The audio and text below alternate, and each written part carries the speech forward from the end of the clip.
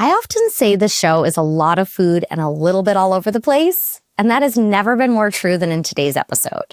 Not in my typical topic-changing, ADHDing everywhere sort of sense. No, but literally. We're going to Uzbekistan and Iran, and then Zingerman's in Ann Arbor, Michigan. So today's guest is Anna Ansari. She's a first-generation Iranian-American who grew up in the Midwest, and she started her career as a custom and trade attorney in New York City. She shifted to food writing and now does that from her home in London. And she's the author of the wonderful new cookbook, Silk Roads. Her writing is informative and funny and a delicious intro to so many new cuisines. She has recipes for Uyghur cumin lamb and Iranian rice dishes with dill and all kinds of dumplings and Georgian cornbread.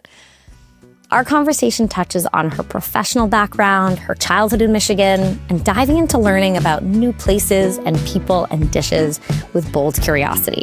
I'm so excited for you to meet her. Let's get started with Anna.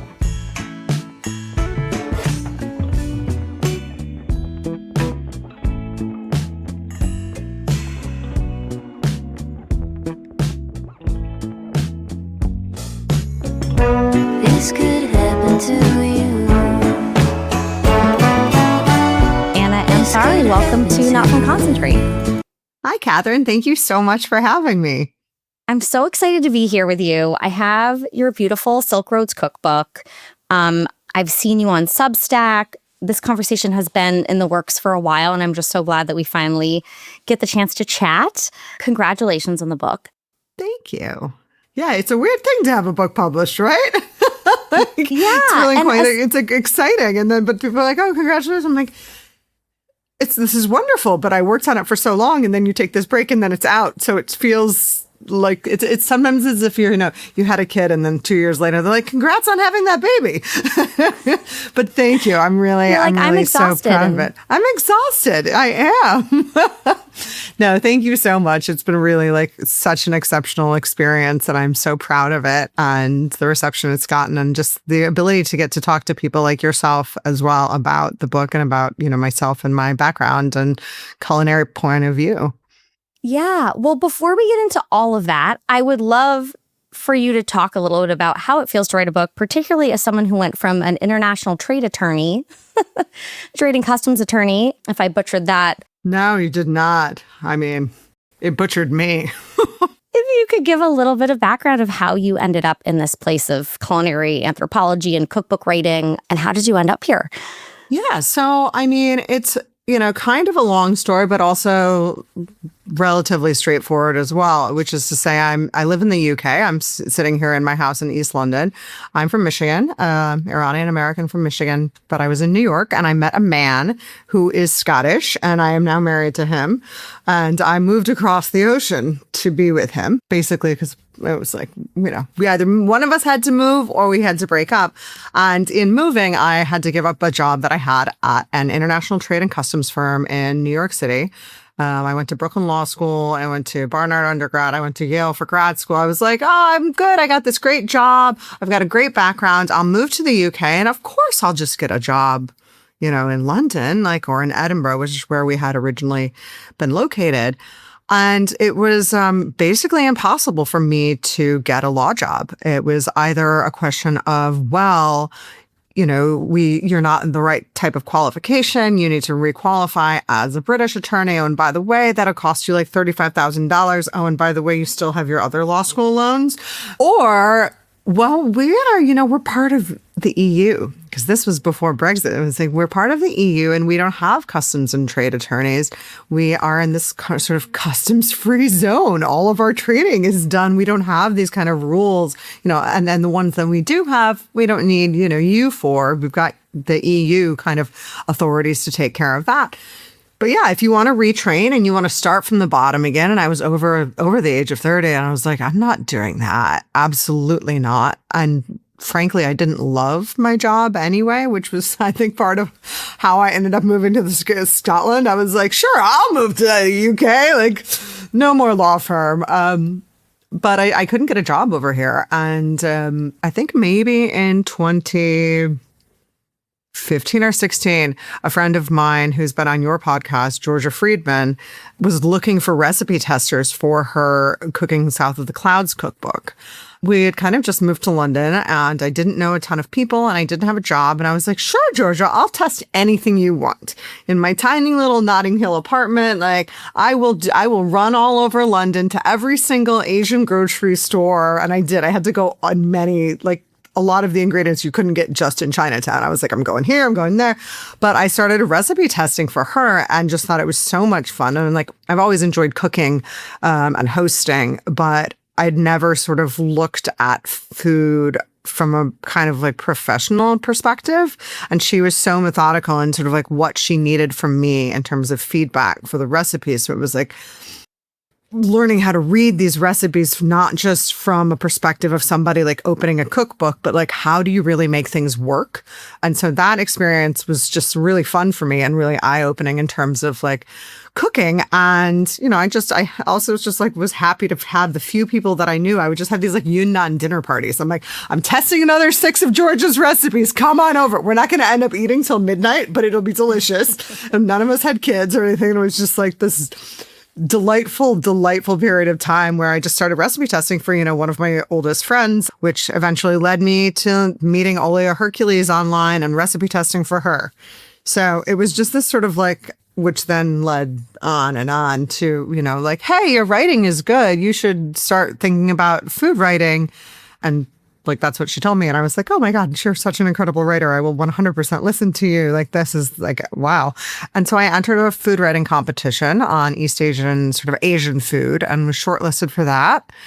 Did not win, but an agent contacted me off the back of that shortlist. And from then on, she helped me develop the proposal that became Silk Roads. And, you know, I hadn't even thought about it. She was like, oh, and lean on your trade background. Lean on the fact that you are, you know, also a customs and trade lawyer. And I was like, well, that's true. But I never think like, you know, we're so conditioned, or at least I as a trade lawyer is conditioned to think about trade in terms of, you know, like the WTO and different NAFTA and trade agreements, and not the fact that like this is a kind of economy that's been going on for, you know, as long as humans have been in existence, and that we can, you know, sort of relate our historical understandings of the food we eat to these trade routes that I was going to tell a story about anyway. Yeah, there's definitely the threads that go all the way through that maybe you don't see until later. I did want to ask you about, so this beautiful book, Silk Roads. I wanted you to start by explaining Silk Roads as both a concept and a book, because you exist in this wonderful food nerd space that I have been in and out of as well. But I also know I'm not always as up to snuff as I should be on the history. And I know that we have a lot of listeners who are really curious, but I think especially as Westerners, so many of us perhaps are embarrassed about our lack of knowledge and understanding. And there's so much here. So could we just start by sort of setting the table? How would you explain the Silk Roads as a concept and then also in your book? Yeah, as a concept, I mean, so in the US, I think we know, and until I started writing this book, really knew the Silk Roads as the Silk Road. Like we, as a trade route that sort of stretched back in antiquity from medieval China, from Xi'an, for Chang'an, which is now the capital of Shanxi province, Xi'an, all the way to Rome, across Asia, across the mountains, across, some people think getting down to India, across Iran, Afghanistan, through the Caucasus, through Turkey, in through Istanbul, across the sea, and then Rome. And all of that is true. There are documents showing that silk, in fact, as well as many, many other things, showed up in ancient Rome from ancient China. And the only way that these goods got from point A to point B was across these networks of trade routes. But it wasn't a single road. So over here in the UK, they refer to it as Silk Roads, which was so like jarring to me to begin with. I was like, hey, what? But once I started writing the book, I kind of realized that, no, that's actually such a much better descriptor of, you know, there's not like it's like 95 going from like New Jersey to Florida, right? Like there's not one road. There never was. This was a sort of a network of routes, of paths, of, of passes in the mountains and like oases on the deserts that people would go in caravans or later on horseback, and depending again where on the geography people were traveling, different kind of transport modes, but really from Asia to Europe. And where you want to start and end those routes is really up for debate. The British Museum over here had an exhibit last year about the Silk Roads, and they said it started in Korea and it ended in England. And by the way, went to Sweden and sub-Saharan Africa. So there's within this kind of geography and historical understanding of these trade networks is also this idea of the Silk Roads, like that it is something that is not necessarily real, or like because there is no real I-95 of the Central Asia, like you can kind of describe it however you want. I use the broader strokes of Silk Roads as being this sort of historical conduit of goods and of people, of ideas, of ingredients, and of flavors across Asia. But I also sort of extend that out and talk about, the Silk Roads as this sort of more metaphysical, metaphorical notion of migration across time and geography, and how we can I can look at what I'm putting on the dinner table in like East London and trace that back to Central Asia 500 years ago, and how it can we're still connected via these roots and these membranes that even if they're created or imagined, they're nevertheless real and integral to our integration today. I thank you for just laying that out, because I just think the Silk Road or Silk Roads, at least for me, always felt like such a nebulous concept. And it actually is a little bit comforting to know I'm not alone and not feeling like I understand the full picture of it. I mean, and I think that's what makes it for me particularly interesting, because I've gone to places. I mean, I went to Tbilisi in Georgia, and after having almost finished the whole book, and I get there and this tour of this Azerbaijani section actually of the city, and there are these beautiful bathhouses, and the guide says to me, he was like, this is where they used to stop to bathe on the Silk Roads, and I was like, what? This was not something that you find necessarily in any of I knew Georgia was somewhat related, and it's made its way into my book because of this trip that I ended up taking and this additional information that I learned. But it's you're continually learning, and a lot of tourist boards are really pushing this as a narrative of how, we have been historically important, and that is significant today. And I think that's really it's a concept that people are glomming onto, whether that's, real or imagined. It doesn't even necessarily matter, because also we don't know about these places basically, outside of, a few of us. These are all areas that unfortunately so much of the Western world doesn't know that much about. And so if they want to define being on the Silk Roads for themselves and then tell us that, power to them.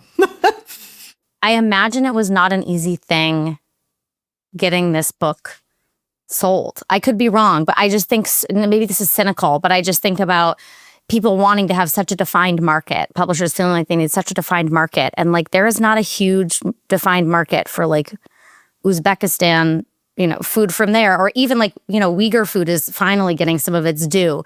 But I'd love to hear a little bit about your process of sort of championing these cuisines and how you thought about that and took your professional career, and I'm sure used some of that skill set into advocating for this book. 100%. And that was something I really felt strongly about, was that I wanted to share these different cultures and cuisines that haven't been as represented in the Western world, especially in the culinary space, as they, I think, should be. The food is delicious. The, traditions are hundreds and hundreds of years old. It's such a wealth of deliciousness and fun and just knowledge and culture to be gleaned from such a large area. For me, being Iranian, obviously I wanted to bring in my own culture as well, but I'm not Persian. So my dad is from northwestern Iran, from near Tabriz, which is an area that's predominantly ethnically Azerbaijani. And so we are not even like his mother tongue, his first language is not Farsi. It's an Azeri Turkish language. So in the book, I also sort of bring that out to say, like, I don't call the crispy layer on the bottom of rice tadig, like so many people do. Like, the first time I heard that word, I was like, what are you talking about? And it was like at a Persian restaurant in New York on like the Upper East Side. I was like, I don't know what that. Oh, gazmach, because that's what I know. So I also wanted to make sure that, these kind of distinctions were made, but also the connections. And people say, where is your dad from? Azerbaijan, Uzbekistan. Like people, like they have no idea. People have no idea. They're like, oh, is there Borat? And I'm like, no, you guys. But also, yes, Borat is technically from Kazakhstan. I spat out my coffee when I read the Borat line when I was reading your book. Your sense of humor about it, and I love it because I also think people are so concerned about saying the wrong thing or getting it wrong. And I hate that the solution that we've come to that is to just not try and not be curious. And I love that you have this deep knowledge, but also like playfulness and kind of curiosity about it, because we're never going to learn if we're too scared to get it wrong. No, and we are going to get it wrong. And like that is 100% okay. And it's admirable to try to learn something. And if that's, whether that's like your kid being like, I'm struggling with my division tables or whatever, or I don't know, jack about Turkmenistan, but I'm going to try to find out. And you can stumble along the way, but you're better for at least trying, right? And I think in my writing, I was very fortunate because my editors just gave me a really large free rein in terms of how I used my words and my voice. And I really wanted that kind of playfulness and like casualness to come across while simultaneously imparting a great deal of information, knowledge, and cultural respect and care, so that you could sit down and read it and maybe laugh out loud because you're talking about Borat, and then go a few more pages and be like, oh, I had no idea that spinach originally came from Iran. Like, this is a little nugget that I wasn't expecting to find in this same book. This is not meant to be a definitive book on Caucasus or Middle East or Central Asia or China. And nor do I intend to have these recipes be like the be-all and end-all. They're all, based in recipes and cuisines and traditions that are real and true to the ground. But like, I'm not going to say like, this is the only way to do this, because every single family has, a different way of doing every single dish anyway. But that I really wanted to just bring attention to these cuisines, to these cultures, and to do so in a way that didn't feel like you were getting a lecture or like a boring history lesson, but that it was appealing both visually and for the reader to say, oh, okay, like this I would not have thought of doing. Like I have an Uzbek salad and it's raw rhubarb and radish, which doesn't necessarily sound massively appealing. It sounds astringent. It is, but it's actually so good because you let the rhubarb and the radishes sit in salt for a little bit and like draw some of that astringency out and some of the liquid and moisture. And you toss it with some creme fraiche and some lemon zest and pistachio nibs. And it is honestly the first time I made it for a dinner party. I had a guy sitting in the chair that I'm sitting in right now, and he was licking the plate. I was like, oh, good Lord. Is this what you kids learn at British boarding school?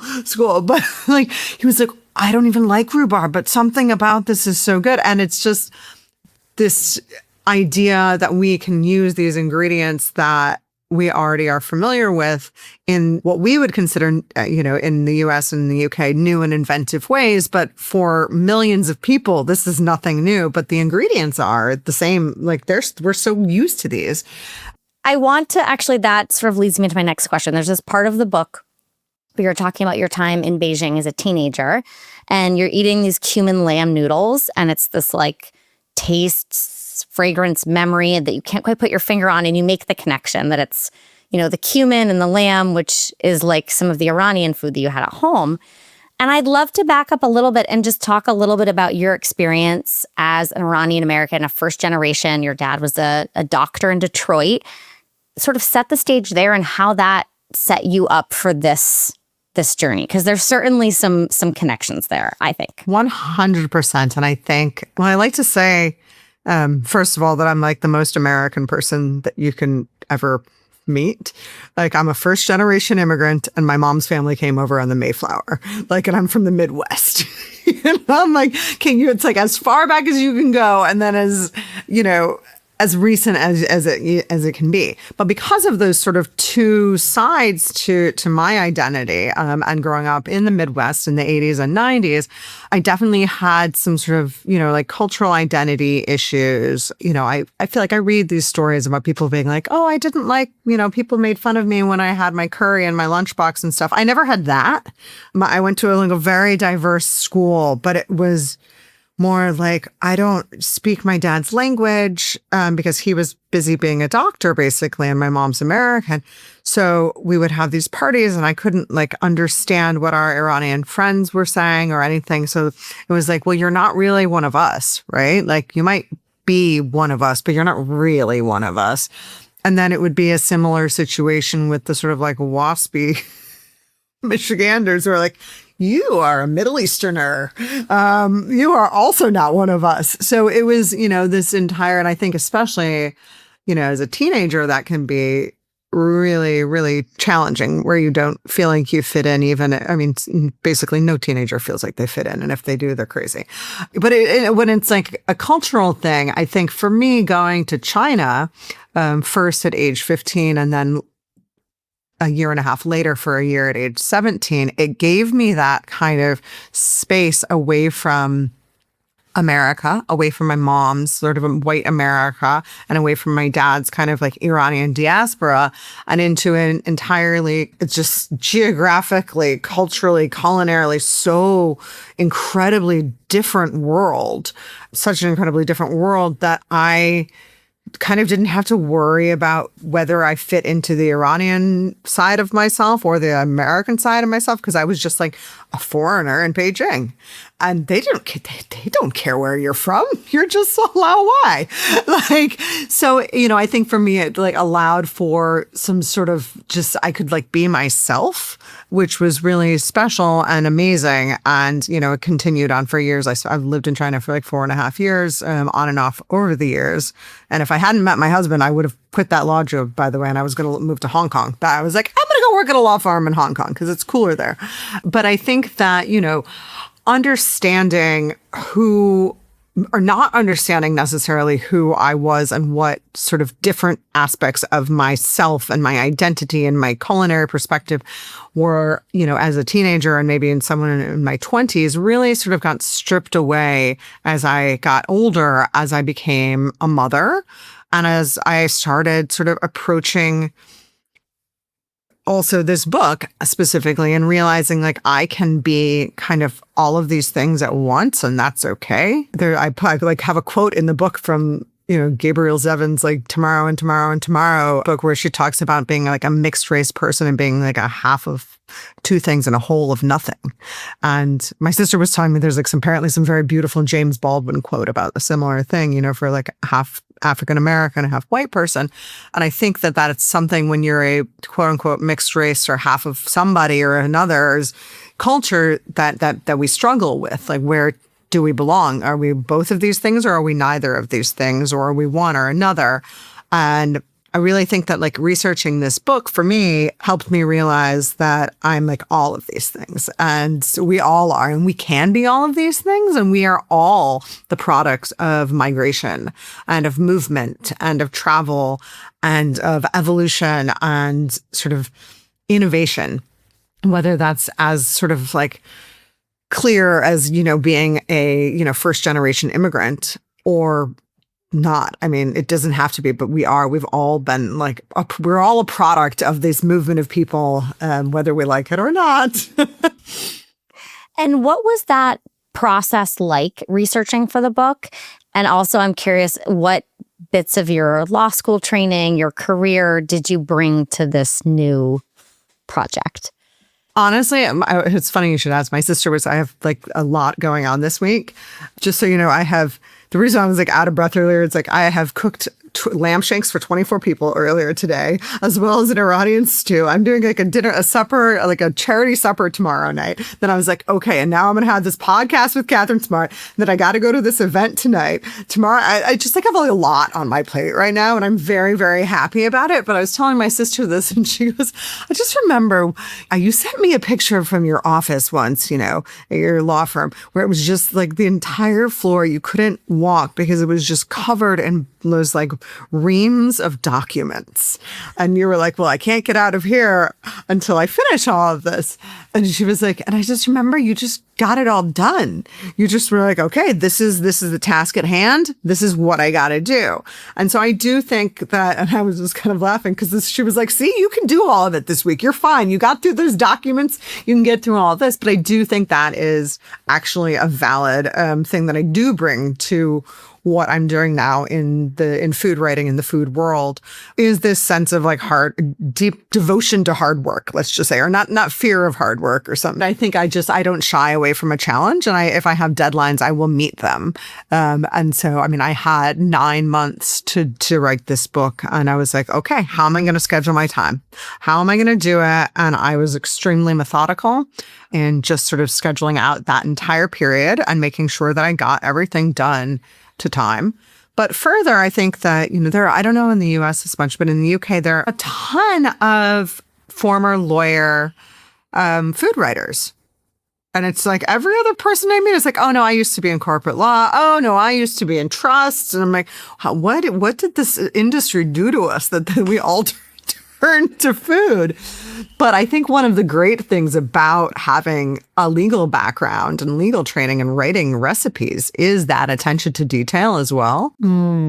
Like it was something that I noticed during recipe testing for Georgia and for Olia as well, is that like, if you don't have your ingredient in that ingredients list and then suddenly it shows up there, or if it's the amounts are wrong, like I will catch it. And I did it even when they would like send, the proofs of the book. And I was like, the spacing here is off by like one little thing. And the designer was like, no, it's not. And I like literally brought out a ruler. I was like, I can see it because, you submit a brief to a court, right? And like, you have to have things spaced in a certain way. You have to have the margins aligned in a certain manner. And so that real stickler to the detail, I think, was really helpful for me in writing the book. But yeah, I think also just asking questions. As a lawyer, as a sort of, I was not necessarily a historian, but a China scholar prior to law school, and sort of kind of still am, I suppose, if I'm writing about China. And I don't know, maybe I'm still a scholar in my mind.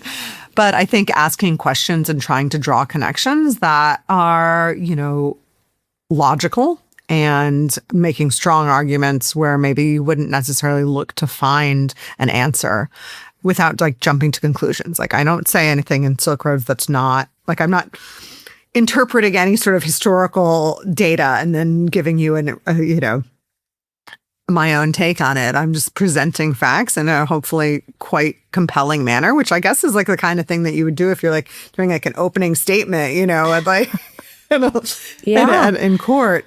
But it's amazing to me that sort of so many threads of my professional and academic and then personal background as well all wove themselves into this book. Like I had my Scottish mother-in-law's shortbread recipe in an otherwise not Scottish cookbook, but trying to bringing those connections together in a way that felt sort of appropriate and seamless.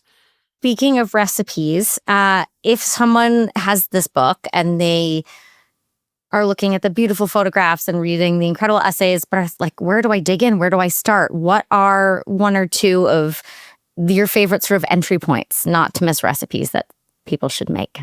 Obviously, you should just cook the book cover to cover. Obviously. Obviously. And then we'll host a benefit dinner for 24 with the shanks that we've raised. But before we do that, we're going to warm up. I would go for any of the salads, actually, first and foremost. And for reasons, multiplicity of reasons. One, all of the recipes are delicious, but I also think that very few people associate sort of Asia and Central Asia and the Middle East with sort of fresh, bright salads. And so to have these kind of like gorgeous slaws and tomato salads and radish salads, like they're so vibrant and fresh. And there was some that I have a Uzbek salad artichoke in there, and someone told me, they were like, "Oh, I didn't want to make this because it has raw onion, but it was too astringent."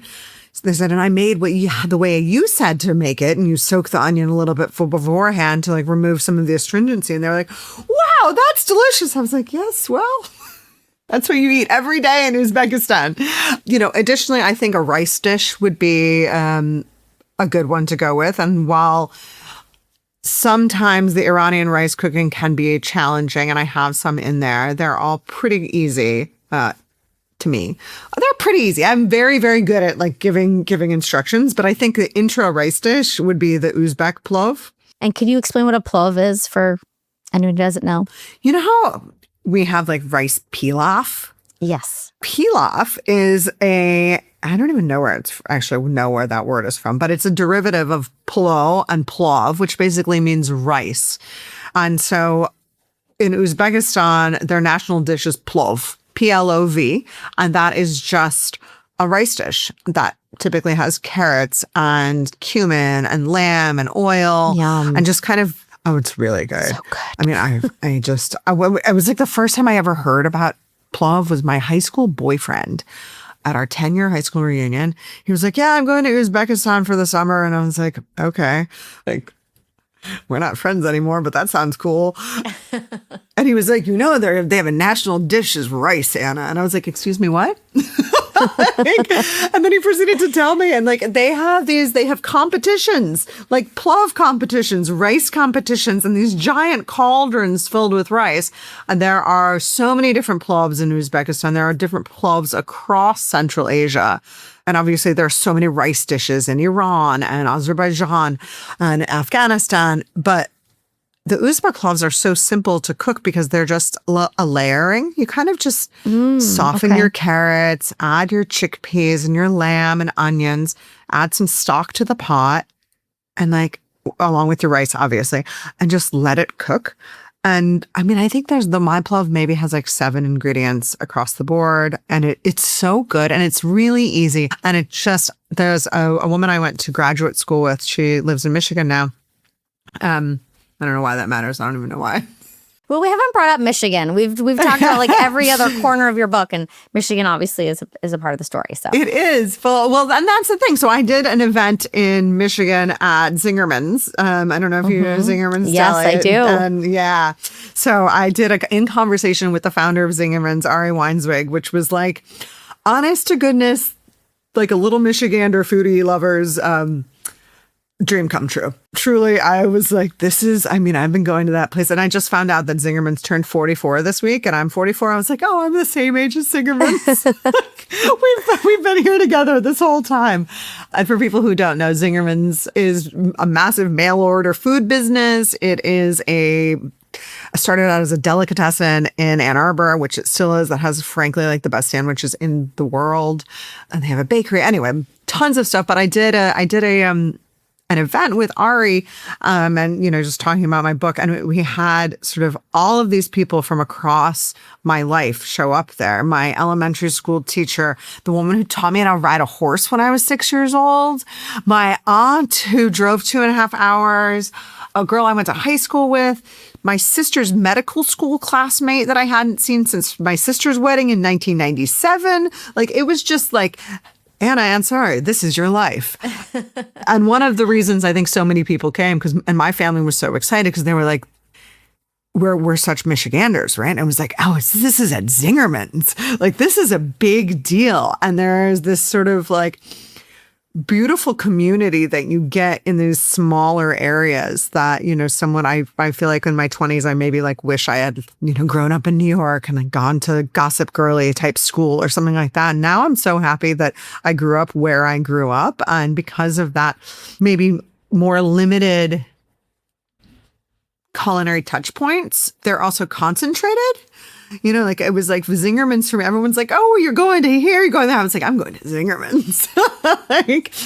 But I met this woman who went to grad school. I went to grad school with at Yale. She is now at University of Michigan, and she has been making. She came to this event, and I hadn't seen her since Yale graduation 20 years ago.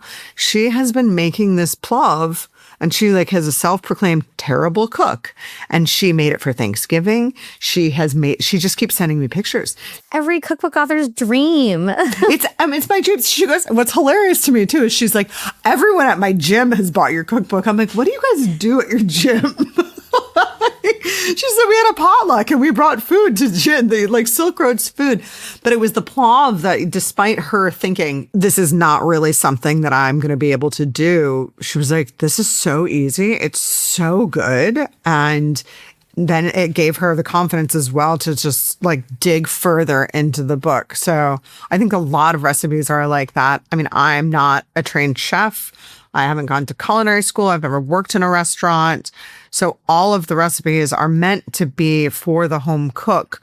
And the recipe instructions are meant to be as clear as possible, as if, you know, you've got me like on your little shoulder being like a little bit cheeky with some of my language, but also supporting you and being like, yeah, no, you've got it. Like I will cheerlead you through the Silk Roads and make sure you've got a good outcome there. I love that. I love that. So you have this wonderful part of the book where you're talking about you kind of begrudgingly as a child being brought to these markets so that your dad can have a taste of Iran and some of the produce and foods.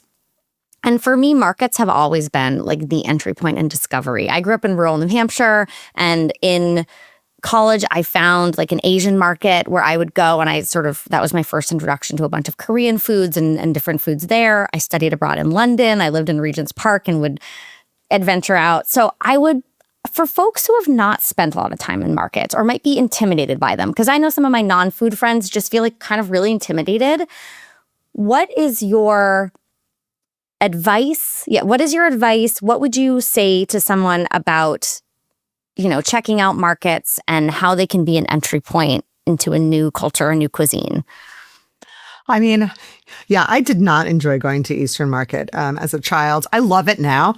I did go last summer and it was like 95 degrees and I was like, get me out of here. This is actually, this is so terrible, but it was lovely. I had a lemonade and then was like, I need air conditioning. But it really is so different than it was back in the 80s and 90s. And I love it now. But I do love markets, and I can see why they're intimidating. Like I went to a market, the first market we went to in Uzbekistan, I went with my British husband, who is, you know, an extremely adventurous man, open for any sort of travel and whatnot, but also like a little bit more reserved. You know, he went to a boarding school in Edinburgh and like, then he went to school. Like he has not lived in areas like I've lived in, you know, more foreign countries than, actually, he has never lived in a foreign country. No, that's not true. He was born in Germany. Anyway, he was like definitely more, it was harder for him to get through the door to the big market in Tashkent. And not only was it such a physically large space, you know, these places are quite bustling often, whether it's Eastern Market in Detroit now, that is frankly like filled to the brim with people on a market Saturday. And like my son is like, people everywhere.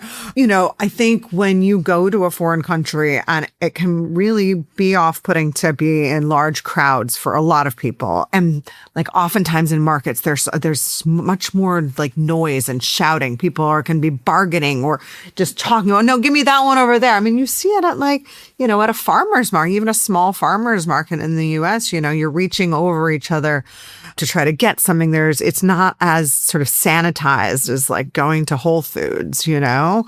And I love that. I love that so much. And I think that's so fun because but it gives you the option and the opportunity to sort of embrace that maybe uncertainty and chaos there and be like, all right, I'm diving in. Like I'm going for it. And just, I mean, I'm fortunate in China because I speak Mandarin well enough that I can just go and ask people things like very clearly, be like, what is that? Like, I've I've seen that one before. Can I try it? And and then you just start talking and come up and have a good conversation. But I think even without knowing the language, I had so much fun in the markets in Georgia and Azerbaijan. And I have fun in the markets in Italy and, Uzbekistan without having to speak the language, just by frankly, smiling and pointing. And there's such human connection you can get in a market that I think we no longer get at the grocery store, and that has been lost. And I think, there are certain parts of our society, certain types of people who are gravitating and returning to that kind of shopping experience. Unfortunately, I think it's often financially more expensive to do that, which is fascinating because it shouldn't be, right? It should be if it's straight from the ground, that should be where you're getting your bargain, but that's a whole nother conversation. Speaking of trade routes. Yeah, speaking of trade routes, but I think that it's great to get to know your farmer, right? And they'll tell you, hey, no, I don't have this and such today because, we had a storm last week or something. And there was this guy in Notting Hill at the farmer's market. And I was cracked me up when I moved here. I was I'm sorry, you have 50 varieties of potatoes. It was just this really, really extensive potato stand. But if you told this man what you wanted your potatoes for, he would pick out the right potato. It was oh, are you making a salad with waxy green beans? Well, here's a perfect potato for you. I'm going to show this clip to my dad because literally yesterday I was at my parents' house and they wanted mashed potatoes or something. I was I'm going to make lunch, and they only had red potatoes. And I was I only make mashed potatoes with russets or maybe something golden buttery. We're roasting these or we're doing a salad. So this guy sounds right up my alley. But Catherine, it was there were all sorts of different little more waxy ones. So it was no, but that's for that kind of thing. And that was so specific, and it just cracked me up. I was oh, I live in Britain now.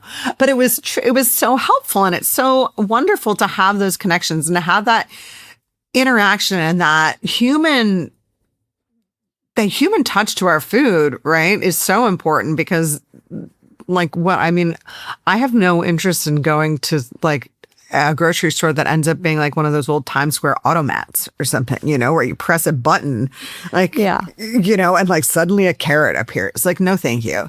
And I think that, you can learn so much about cultures as well by watching what other people cook, or not cook, by watching what people buy at the markets as well. You can really get, especially in a foreign country, a sense of maybe even if you don't know what the end dish is going to be, if you see that people, what they have in their baskets or what they have when they're going, from place to place, you're oh, that's interesting. So this people, they eat a lot of carrots, or these ones a dill or something, you can actually get an understanding without realizing you're getting an insight into that cuisine.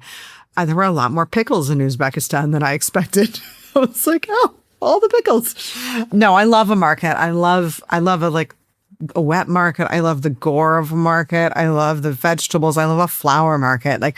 I think I just went the opposite way after being a child and really disliking it. I'm bring everything on now. I actually my neighborhood in London is home to Europe's, because I guess we left the EU, but not Europe, Europe's longest outdoor market. On our high street, we have a big market that stretches a full mile down, and people sell little bowls, 1 pound bowls of, apples or carrots or onions, and each little bowl is a pound, is a pound, is a pound. And you can hear people yelling out for this and that. And then when I first moved, when I first scouted this neighborhood, I saw this market and I was oh man, we got to move here. Sold. That's amazing. That's great. Well, Anna, I want to finish with the busy brain portion of the podcast, which we always do. And that I asked 2 questions. So the first one is, what do you do to spark creativity in the kitchen when maybe you're feeling not so inspired? I'm fortunate in that I have a lot of cookbooks. I'm also someone who hates waste. So oftentimes my creativity in the kitchen comes from opening my pantry or opening my refrigerator and seeing what I have and being ugh, I don't want to cook anything, but I can't let this go to waste. The clock is running on this sweet potato. Well, exactly. What do I do with a sweet potato? Let me grab that book over there and see if there's anything in there. Oh, I have so much semolina right now. I don't know why. I went to my pantry a couple weeks ago and I was like, why do I have all this semolina? And not semolina flour, like semolina. And so I was like, what am I going to do with this? And I, as a result, have now discovered there's like something called like gnocchi alla romana. It's like Roman gnocchi or something like that. But instead of potatoes, you use semolina and you make these little like semolina dumplings. And I was like, I'll do that. But it's not something I would have ever thought of. So I feel like sometimes I like treat my pantry and refrigerator like it's like a Top Chef quickfire challenge. Like, okay, what are you going to make with this now? And these are the only ingredients you can use. And I hate throwing things away. I just like hate it. Yeah. So, I mean, and then I go consult my massive library, which really needs a trimming. And I'm never going to get rid of these books. So I don't know where many. No, forever. Cookbook libraries are just intended to grow and grow and grow. Okay, that's great. And then how do you calm the chaos? And it can be physical chaos or mental chaos. I know you're a very organized person. You have some incredible training. So like, teach us your ways. Teach us your ways. Like dancing, singing.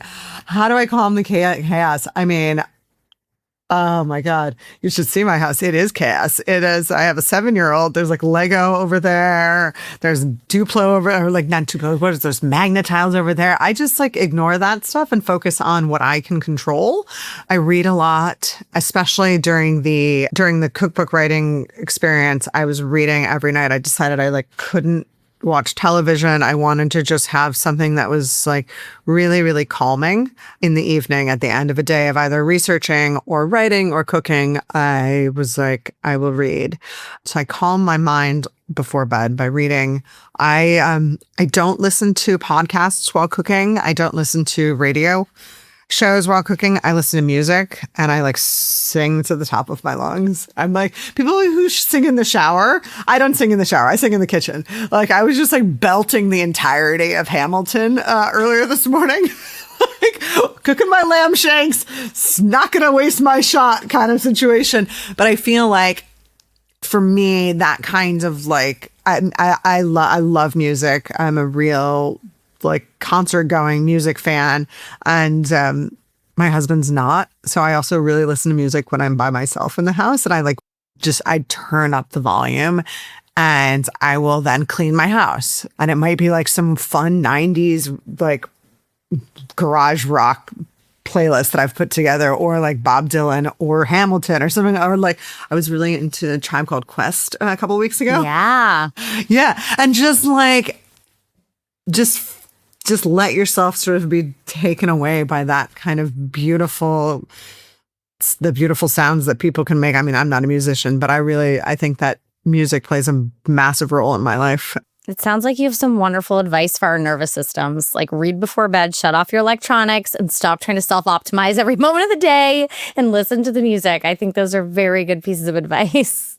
Honestly, for me, like the reading before bed is key, and music. I don't understand. Someone's like, oh, you should just listen to audiobooks while you cook. I'm like, I don't want that. I don't want to listen. I just want to rock out, bop around and work out that tension and the chaos. Get rid of it. That's the best. Well, Anna Ansari, thank you so much for taking time today. The book is Silk Roads, and it's available wherever books are sold. Where else can people connect with you and find you online or otherwise? I am on Instagram. My screen name is This Place Tastes Delicious, which is a long joke. I love that. And then I run a newsletter on Substack called Where in the World is Anna Ansari? That I am not as diligent about posting or sharing as I should be or could be, but I will be. And that is basically a kind of monthly rundown of a different country and cuisine. Anna, thank you so much for chatting today and for encouraging us to expand our palates and our knowledge about the ancient trade routes of the Silk Roads. Thank you. Bye, Catherine.